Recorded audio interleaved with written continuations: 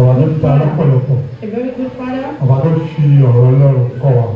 A father that taught us with the word of God. Èmi tí mo dúró níwájú yìí. If he is standing before us Mo lè today, fi ọwọ́ ẹ̀ sọ̀yà. he can Pé bàbá yẹn ó wà nínú ẹni tó jẹ́ lè dúró.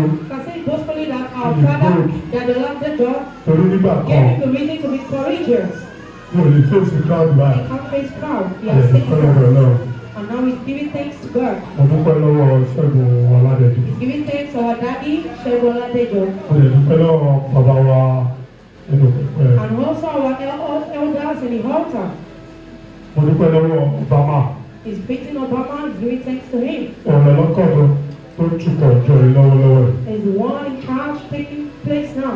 Ohun tó ní tukọ̀ jọ The ayé voice ìgbà lọ́wọ́ rẹ̀. they are using to Ohun ẹ kò ní kúrò létí ara yìí. Amen. Lágbára Ọlọ́run, kò ní ọmọ ṣe, Amen. kò ní fi àyà ṣe. Amen. Lágbára Ọlọ́run, tọ̀nà rẹ̀ ò ní dáàrú. Amen. Mo kí Mrs.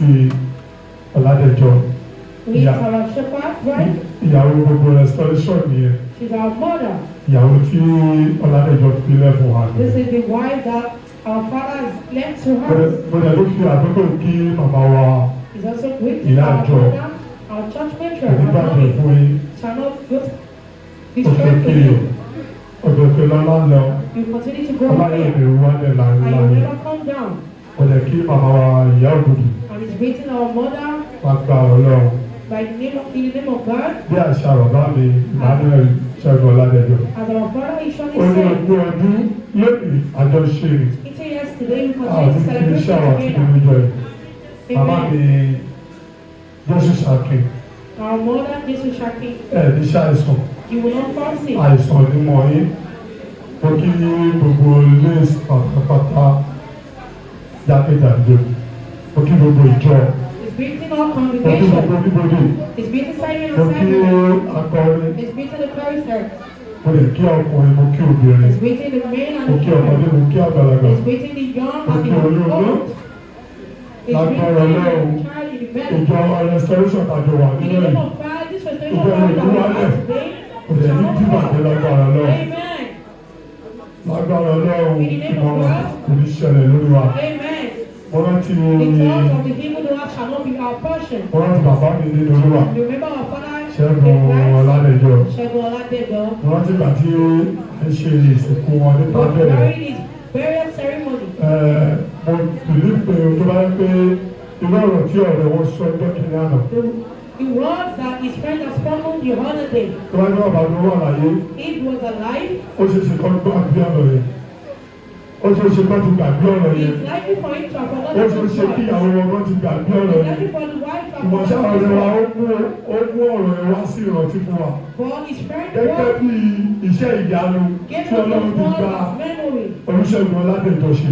because of the miracle and wonderful work our Father has done. Ní ayé tàwa, This life that we have, ọ̀pọ̀lọpọ̀ nínú wa, majority of us, gbogbo wa, every one of us, títí kan ibi tí mo sọ̀rọ̀ yìí. to him that is speaking to Kò us, sí ẹni tó gbàgbọ́ níbẹ̀. there is no one that has faith to that extent. Kọ́ ni fún wa prayer appointment. Might have given you, Àbí ká ti ní ìkọ̀kan lọ́kàn. or when we have something Pé in nǹkan ta mind, fẹ́ ṣe lélẹ̀. that this is what we are about to do, Kẹ́nìkan lè wá dé and someone come tó wá sọ wípé and say Ọlọ́run sọ wípé that God wá said, ṣiṣẹ́ fún mi. come and work for God. Ìjẹ́sẹ̀ mi àti Between you and ṣáà I, lè ṣiṣẹ́ we irú rẹ̀. do that kind of work. Ṣé àní sọ wípé Won't we say, kí ni wọ́n bá mi sọ? what is this person, is this person, why is Kí this ni person eléyìí sọ? Gabriel? Why are you Gabriel? Ìjẹ́sẹ̀ mi àti ṣé àgbàgbọ́ nínú Olúwa? You and I, do we believe in Ìjẹ́sẹ̀ Christ? àmẹ́ni tá a sìn. Do we know who we are worshiping? Ìjẹ́sẹ̀ àmẹ́ni tá a sìn. Do we know who we are worshiping? Ẹ jẹ́ ká mo fẹ́ ká mọ̀ pé He wants us to know that Ọlọ́run tá a sìn. the God we serve Ọlọ́run ewu ni. is a jealous God. Ọlọ́run ewu ni. He's a jealous God. Kò fẹ́ ká máa sin mẹ́mọ́rì pẹ̀lú He òun. doesn't want us to worship another Ẹ má God. jẹ́ ká sin Don't mẹ́mọ́rì pẹ̀lú Ọlọ́run. worship Ẹ another jẹ́ ká mọ ẹni tí God. à ń sìn. Let's do Ẹ jẹ́ ká dúró ní ẹsẹ̀ Kristi. Let's stand firmly. Ẹ jẹ́ ká dúró ní ẹsẹ̀ Ọlọ́run. Let's stand Ẹ jẹ́ firmly. ká tẹ̀lé Olúwa. Ẹ má yẹ ká fojú ẹ̀yìn. Please, let's not return back. Ọmọ Ọlọ́run kò sí ìrọ̀kọ́ tá a gbàgbé. There's nothing that Tábà ti dúró ní ọ̀pá Kristi. wants to stay with Tí wọ́n ti us. kọrin fún wa. And we have been Orin tí wọ́n máa ń kọ wọlé. the song Tí o ti jọ́ ìjọ mímọ́. Celestial Church. Má tún gbójú wọ ìwò táyé. Please do not Má return. mú o Do not mẹ́mọ́rì return to the pọ̀tọ́ world. lọ́run.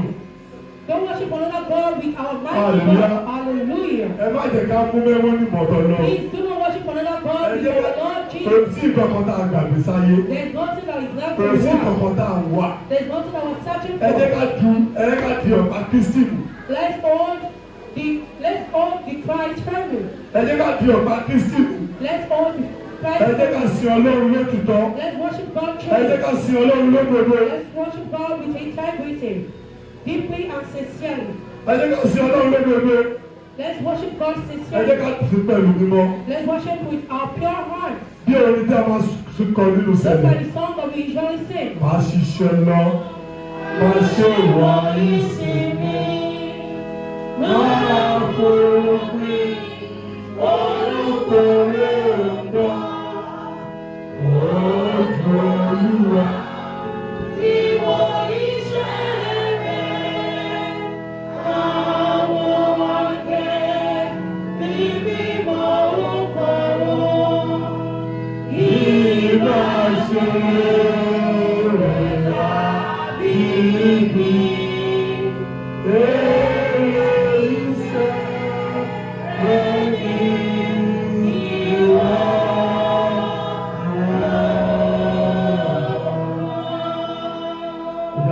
Let's around sing. Orin yẹn ti sọ fún wa. That song that the lyrics are Orin yẹn ká máa ṣiṣẹ́ lọ. that we should work. Ẹ má yẹ ká wà ní ìsinmi.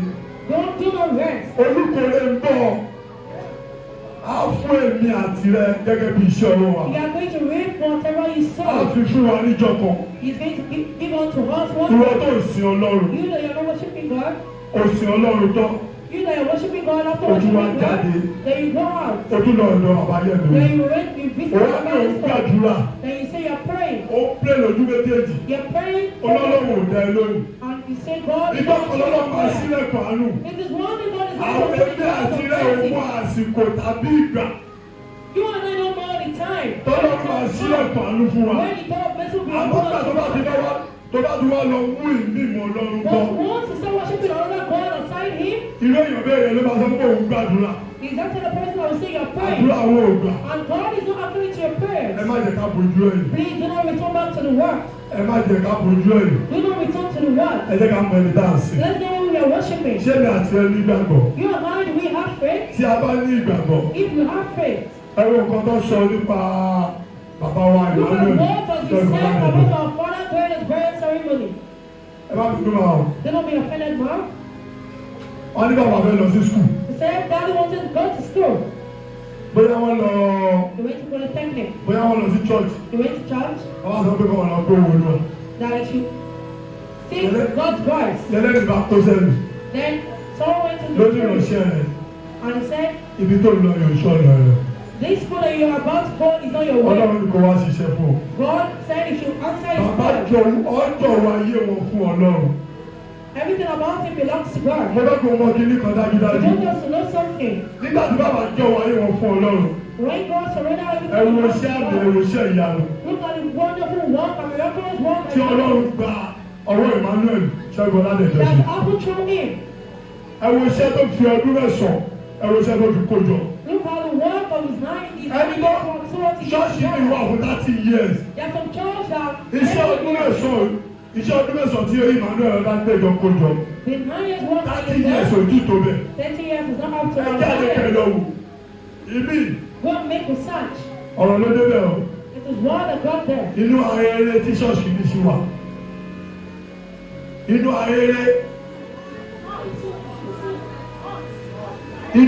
ayẹyẹ tí ṣọ́ọ̀ṣì mi wà. Inú gbọ́dọ̀. Inú ayẹyẹ tí ṣọ́ọ̀ṣì mi wà lóṣù wà tẹ̀lé lónìí. Some churches are still incomplete. Ṣé ti yé yín? And do you understand? Ìṣègùn àti túṣọ ọlọ́run ọba wò. It's not like we are Mo lábọ̀ bẹ́ẹ̀ kẹ́ ẹ mọ kíní kan You want us to know that? pé ó ní bí ọlọ́run ṣe máa ń ṣiṣẹ́. You know, God knows Ó lè God. ní ẹni tó bá tẹ̀lé ọlọ́run. And He knows people that will Ó follow ṣe òtítọ́ rẹ̀. that follow with Òun integrity. lágbára. Is one that we say. Ẹni tó bá gbọ́kànlé ọlọ́run If you depend on God, yóò jogún òfò láéláé. you are not going to be in vain. Nígbà tí Ṣẹ́gun Ọládẹ̀jọ́ When our Father Shegun tó gbọ́ Oladipo, nǹkan tí ọlọ́run sọ, when he heard what God God said. Wọ́n mọ̀ pé tí bá lọ school. He said, if you go to school, Ta ló máa bá mi ṣe? who will help me to do it? Who will answer his call? Ọlọ́pẹ́ nìkan kú yẹn. Let someone call you. Olóòṣè kan lọ́wọ́. When you are doing something. Nígbà tó bá ṣe tán. When you are done. Ta ló fẹ́ bí pè? When you want to call. Ọlọ́run náà ló máa pè sí. Is it God you are going to call? Ó wá jọ wọn ayé ẹ̀fọ́ Ọlọ́run. Then you surrender Ó sin Ọlọ́run. his life to God. Ó ṣe gẹ́gẹ́ bó ṣe tọ́ àti bó ṣe yẹ. He does everything in his lifetime according to the way God wants it. Which prophet?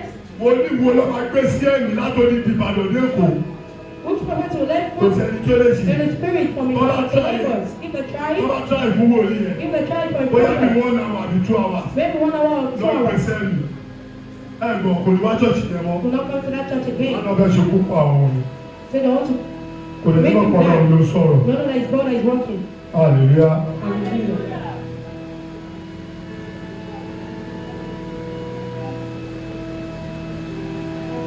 Part 37. In Akọrin 5:37. Part 37. Ẹ má jẹ́ ọ̀rẹ́ rẹ̀.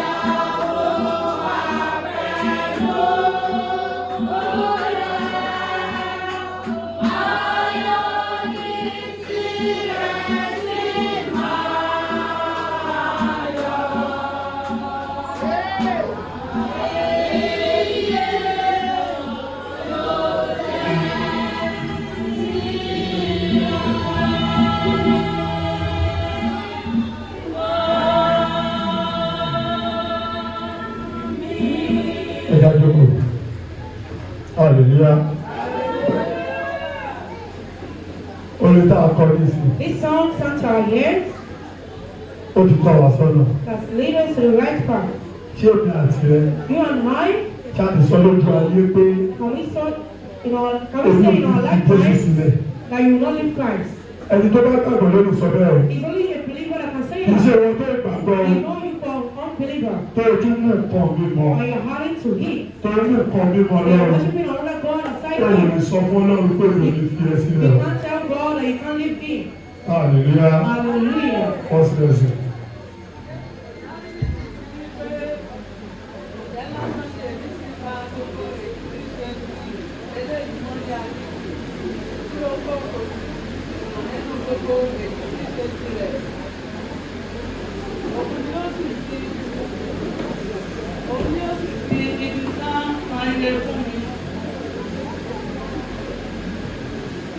Oya.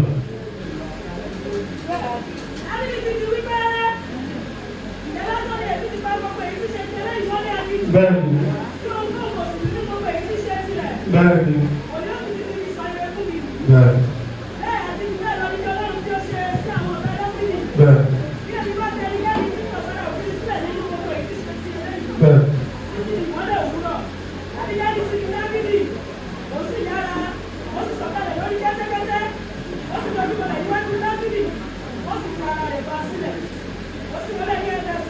Hallelujah. Ẹgbẹ́ kọ̀ọ̀kan sọ pé Dávídì ṣe. You listen to that passage of what David did. Dávídì rẹ̀ sílẹ̀. David was humble. Ó fi dúbọ̀lẹ̀. He prostrated. Èmi àti rẹ̀. You and I. Ṣé àdára sílẹ̀ níwájú Are Ọlọ́run? we humble before God? Báwo ni èmi àti ẹ̀ ṣe rẹra wa sílẹ̀ níwájú Ọlọ́run? How do we humble ourselves before Báwo God? ló ṣe mọ̀ lára wa? How do they know Pé àdára wa sílẹ̀ níwájú in Ọlọ́run? our attitude and behavior that we are humble before God? Báwo ló ṣe mọ̀ owó èmi àti rẹ̀ sí ládùúgbò? How do we recognize? Ṣé ọmọ Ọlọ́run lọ́mọ èmi àti rẹ̀ sí? Do I know you as a child of God? Ṣé ìṣe pé tó bá wá sílẹ̀ Ọlọ́run? Are you recognized as a child of God Tó o when sí you come Ọlọ́run to tán? church? After worshiping, Ní àdúgbò tó ń gbé, in your vicinity, bóyá ìyá ilé pè lọ́mọ ẹ̀ sí. they know you as someone that lays Ó lè fọwọ́ sọ̀yà pé ọmọ Ọlọ́run ni wọ́n. and you say it boldly that Ó you're ń a child fọwọ́ of sọ̀yà God. pé ọmọ Celestial ni ẹ̀. You say it boldly that you're celestial. Bóyá bàbá ilé pè lọ́mọ ẹ̀ sí. Maybe you are recognized as someone that Irú lays. eléyìí ò tọ̀nà. This is not proper. Irú eléyìí ò bá òfin ìjọba ní It is ìjọba not. It ìjọba. doesn't correlate with the Jẹ́ ká mọ̀, rules and regulation of celestial ìwọ church. tó o bá máa ṣe ẹ̀sìn ṣe ẹ̀sìn. You don't want to worship. Ìwọ tó o bá máa sin mámọ́nì jẹ́ lọ́pọ̀ lọ́pọ̀ tó mámọ́nì ló sìn. If you want to worship idol, worship Ẹ jẹ́ ká idol. pera wa, Let's call ourselves. ẹ jẹ́ ká pera wa sínú ọgbà Ọlọ́run. Let's call ourselves to the Ẹ jẹ́ ká presence of mọ̀ pé God. ọmọ Ọlọ́run ni àwa ṣe. Let us be Ẹ jẹ́ recognized as the children of God. ìhùwàsí wa, ìṣesí wa, Let our attitude and behavior bá a máa reflect ṣe as the rìn child of ládùúgbò. God. Let it Ẹ reflect. jẹ́ ká mọ̀ pé ọmọ Ọlọ́run là ń ṣe. Let our attitude and behavior reflect as the child Yes, of I God. continue. Ó wí pé bẹ́ẹ̀ni, bẹ́ẹ̀ni, bẹ́ẹ̀ni, bẹ́ẹ̀ni.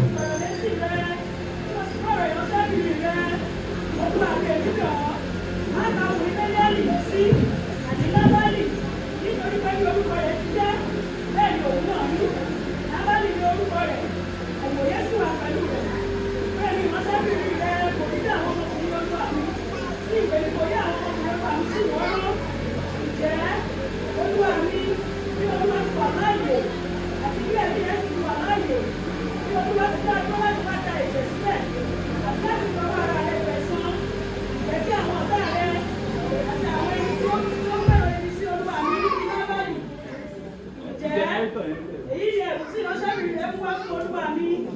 Gẹ́gẹ́ sì fi fún àwọn ọmọkùnrin tí ó tọ̀ lẹ́yìn. Èmi bẹ̀ ọ́, ìrékọjá ìránṣẹ́bìnrin rẹ̀ jì í. Nítorí tí olúwa yóò ṣe àṣe ilé òdodo fún wọn. Hallelujah. Hallelujah. Hallelujah. Hallelujah. Ẹgbẹ́ tí ọ̀rọ̀ yẹn sọ You níbẹ̀. listen to that passage attentively. Ṣé ẹni tó bá ṣe ìwọ You, if you have been offended, tó someone máa forí offended jì you, báyìí and you will forgive the person, tó máa pa ẹ̀ṣẹ̀ rẹ̀ bẹ́ẹ̀ bọ́lá ó ṣe pa ẹ̀ṣẹ̀ tiẹ̀ rẹ́. do you forgive that person totally Bó o and ṣe God tọrọ forgive you? ìdáríjì ẹ̀ṣẹ̀ lọ́wọ́ Ọlọ́run. Do you seek for forgiveness? Ṣé wọ́n dáríjì ọmọlàkejì Do ẹ? you forgive your neighbor? Ìwọ sọ̀rọ̀ ọmọ lẹ́yìn láì dáa. You are backbiting, saying You are bad things about your neighbor. Ìwọ á fi ẹnu bá ọmọlàkejì You ẹ are jẹ́. using the words of your mouth to destroy Ṣé someone. ó ń dáríjì ọmọlàkejì Do ẹ? you forgive your neighbor? Gbogbo wa là ń bẹ Ọlọ́run kí tá a sọ fún Ọlọ́run. We are all seeking for Ó forgiveness from dáríjì God. wa. We are seeking for Ó forgiveness. pa ìṣe wa rẹ́. That you should forget and forgive Ó pa ìwé ẹ̀ṣẹ̀ wa and yá. destroy and tear Ṣé ẹni tó bá ṣe ìwọ? And if someone offends Ṣé wọ́n you, dáríjì do báyìí? you forgive the person? Ẹ jẹ́ ká ronú wa. Please, let's think. Ẹ jẹ́ ká ro ọkàn wa. Let's think. Let's have a deep Yọ thought. ọkùnrin àti obìnrin, Be it a man or a woman, ọmọdé àtàgbà, a child or adult, gbogbo apátá lọ̀rọ̀ yìí gbá wí o. every one of us this passage is referring Ẹ jẹ́ to us. aṣẹ́jì. Please change. Ẹ jẹ́ ká hùwà bí ọmọ Ọlọ́run. Let's act like a child of God. Ẹ jẹ́ ká hùwà bí ọmọ Ọlọ́run. Let our behavior and attitude Mo fẹ́ ṣe reflect bí the child Ọlọ́run. of God. Mo fẹ́ dàbí Ọlọ́run. I want to be like God. Mo fẹ́ dàbí Ọlọ́run. I want to be like God. A mọ̀ pé kò sẹ́ni tó lè dàbí Ọlọ́run. It is not possible to be Àmọ́ like God. ìṣesí wa ẹ jẹ́ kó ṣe kíni. But let our attitude and Ìṣesí wa ẹ jẹ́ kó dàbí Ọlọ́run. Let it reflect as Ìwàsí wa ẹ child of jẹ́ ó God. dàbí Ọlọ́run. Let our Ẹ attitude jẹ́ ká mọ ẹni tá à ń sìn. Let what we Ẹ worship. jẹ́ ká sìn lótìtọ́ àti Let's lódodo. worship God with Ẹ jẹ́ ká tẹ̀lé Ọlọ́run. and sincerely. bá a ṣe ń ké pe Ọlọ́run lọ́sàn-án lóru. As we keep calling on Bó God, ṣe ń dá wa morning lóhùn. and night, and He Bó answers ṣe us. bó ṣe pàrọ̀ ẹ̀ṣẹ̀ wa ya. The way He's destroying and tearing Ojoojúmọ́ là ń ṣẹ̀ṣẹ̀ Ọlọ́run. Every day we offend God. We sin against Him. Ojoojúmọ́ là ń ṣẹ̀ṣẹ̀ Ọlọ́run. We sin against God every Ìjẹ́ day. bá a ṣe ń ṣẹ̀ṣẹ̀ Ọlọ́run. The way we sin against Ọlọ́run ń Him, dáríjì wá. God forgives us. ṣé ní àti rẹ Do you and I? ká ń dáríjì ọmọ làkejì wa Give báyìí? our neighbor. Ọ̀yá o, ẹ kọ̀ntínú. Ẹbí ní ti sọ ní kẹ́yìn pé. Yàrá ìlú ìlú pa Olúwa alábùkún ní Olúwa Ọlọ́run ní bẹ́ẹ̀ ni Tí ó rán ọlọ́run yìí láti pàdé mi. bẹ́ẹ̀ ni Ìbùkún ní fún ọgbọ́n rẹ. bẹ́ẹ̀ ni. Alábùkún sì ni ìwọ. Tí o dá mi dúró lónìí láti ta ẹ̀jẹ̀ sílẹ̀. Àti láti tọwọ́ mi bẹ̀ sọ fún ara mi. Nínú ọjọ́ bí Olúwa Ọlọ́run sọ́ọ̀lì ti ń jẹ. Tí ó dá mi dúró láti pa ọ́ lára. Bí kò ṣe pé ìwọ ti yára o sì ti pàdé mi. Nínú ọjọ́ láti kù lábálì kí ìmọ́lẹ̀ òwúrọ̀ nínú àwọn tí kò sára wọn. Bẹ́ẹ̀ ni lábí sí gbàgbọ́ tí ó mú wá fún ní ọwọ́ rẹ̀. Ó sì fi pé òkè lọ ní àlàáfíà sí ilé rẹ̀. Òwò èyí ti kọ́ òun jẹ́. Inú mi sì ń sí ọ. Hallelujah. Hallelujah. Hallelujah. Hallelujah. Ẹgbẹ́ ẹgbọ́n nǹkan tí ẹsẹ̀ ẹ sọ bẹ́ẹ̀. The Lord is to that particular party. Ìbùkún Ìbùkún ní fún gbogbo wa ní restoration. Blessing is ours in Restoration Parish. Ìbùkún ní fún wa nílé. Blessing is ours in our home. Fún wa ní òde. Blessing is ours outside. Ọlọ́run ló sọ bẹ́ẹ̀. God said that. Kristi ló sọ bẹ́ẹ̀. It is Christ. It is being said by Ó God. ṣe sọ fún ẹnì kọ̀ọ̀kan wa It's telling us pé ká ṣàánú ọmọ làkejì wa. that we have mercy on Èmi àti our àwọn ṣe neighbors. tàjẹ̀ sílẹ̀ lórí igi Kábárì. It is because of us Ó His blood tàjẹ̀ was being sílẹ̀ lórí shed. igi Kábárì. It's because of us His blood was being shed. Hallelujah.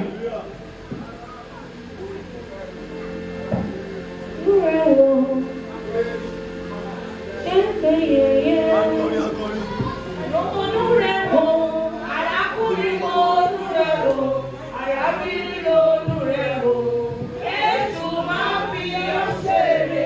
Hallelujah. Hallelujah. Ẹ jọ̀ọ́ ẹ jẹ́ ká wà níbàámu. Please, Ṣé rí orin tí wọ́n kọ yẹn? this song that is sung to our ears, Orin tó kọ yẹn. this song sung. Mo jẹ́ pé jẹ́ pé orin tí ó wù lọ. That's why it's been a Orin tó tọ̀ short ṣọ́kùnrin àti song. ilẹ̀. It is something that has powerful meaning. Ẹ jẹ́ ká ronú wa wò. Let's have a think. Ẹ jẹ́ ká mọ ọmọ ẹni tí à ń ṣe. Let's know the kind of child we Ẹ jẹ́ have. ká mọ ọmọ ẹni tí à ń ṣe. Let's know the kind of child we Ẹ jẹ́ ká tẹ̀lé have. Ọlọ́run. Let's follow God. Ẹ jẹ́ ká tẹ̀lé Ọlọ́run. Let's follow God. Ìwọ Ọlọ́run. You, Ọlọ́run tá a bá tẹ̀lé.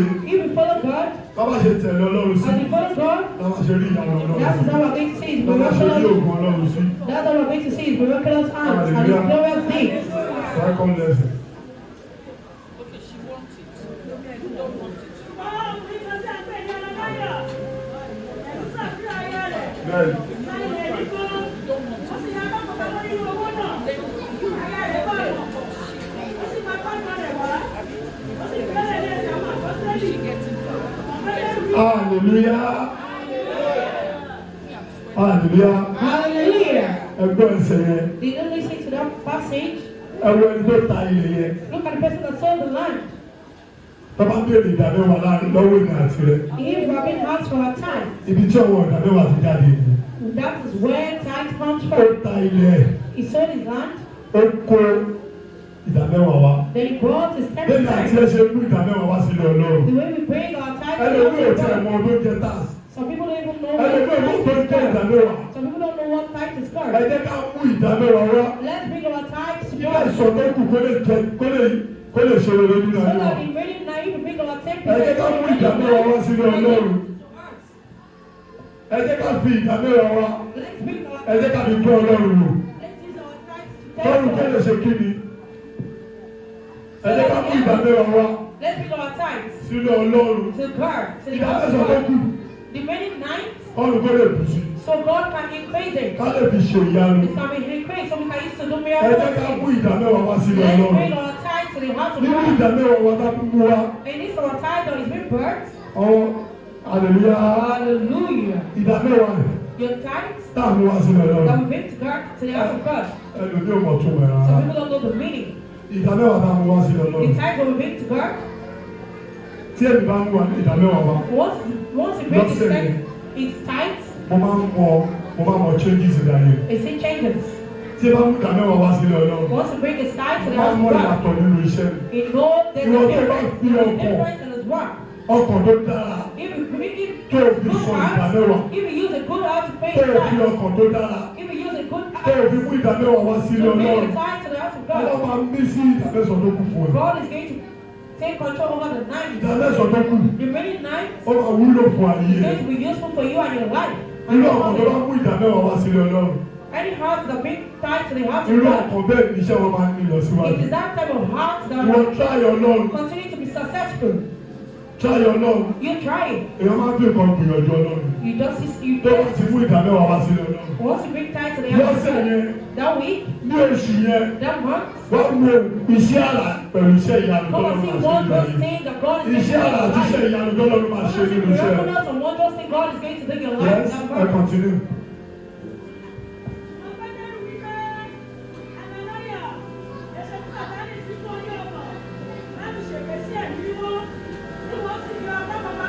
Hallelujah. Hallelujah. Ìwọ tó ń sin Ọlọ́run lórí ìsìn máa mọ́ ni. You that you're worshiping God and you're also worshiping idol alongside. Báwo ni o ti máa sin Ọlọ́run? How you be worshiping God? Tó o bá ti rìn nípasẹ̀ máa mọ́ ni. If you don't walk in Sàtánì ò lè dún iṣẹ́ ẹ wò. Satan cannot put you to test. Sàtánì ò lè dún ayé ẹ wò.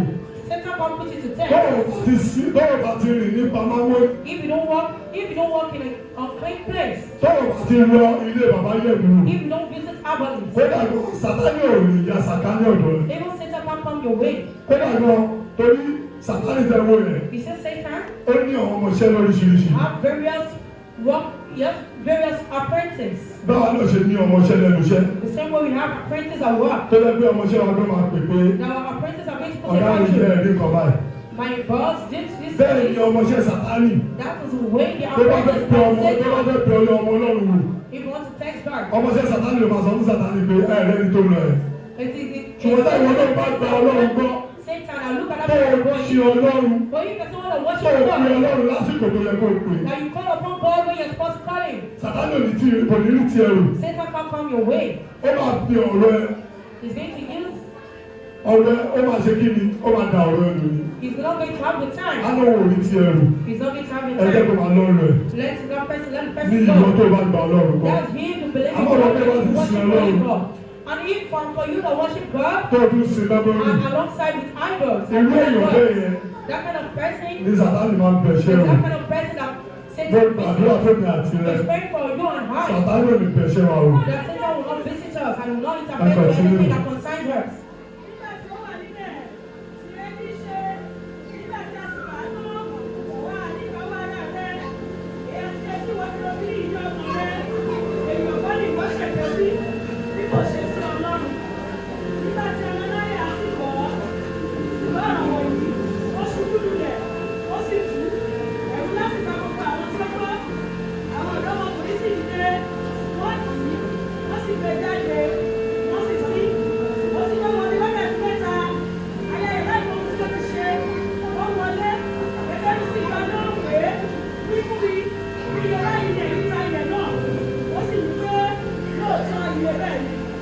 Gẹ́gẹ́ bí sí wí fún pé, èṣe tí ẹ̀yin fi olùṣọ́kan láti bẹ́ẹ̀ ní Olúwa wò, òó, ẹsẹ̀ àwọn tó sì fọkọ̀ rẹ̀ ń fẹ́ ní ẹnu ọ̀nà, wọ́n sì fi ọjà lé, ó sì ṣubú lulẹ̀ ní ẹsẹ̀ rẹ̀ lójú kan náà, ó sì kú.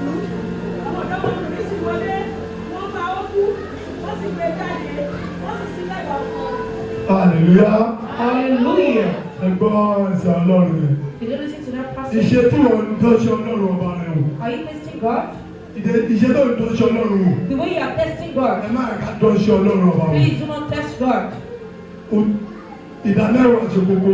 Our tithe is important. Ìdámẹ́wàá ṣe kókó nínú ìjọ. Our tithe is mandatory in the house Nínú of God. ìdámẹ́wàá ẹ It's your tithe. lọ́bi dán Ọlọ́run ọba wò. You just need to test God. Kó wá wo nǹkan tó Ọlọ́run ọba máa And ṣe see what nínú God is ayé. going to do in your life. Kó wo ojú Ọlọ́run ọba máa ṣe iṣẹ́ rẹ̀. And look at what God will do in your work, your profession. Mo gbà ládùúrà He's praying that ní agbára Ọlọ́run. in the name of God. Ọlọ́run olùkọ́ṣẹ́ ìrìn àtìlẹ́ sílẹ̀. Amen. Olùkọ́ ọ̀nà àtìlẹ́ sílẹ̀. Amen. Àti gbọ́ ọ̀rọ̀ Ọlọ́run. Well, listen to the word of Èyí God. tá a gbọ́ yìí. The one that we heard. Ọlọ́run ajẹ́bó ṣe èso rere nínú ayé wa. Amen. A ṣòṣò rere nínú iṣẹ́ wa. Amen. May you beautiful things in our lives and our profession. Amen. Àmín lórúkọ Jésù.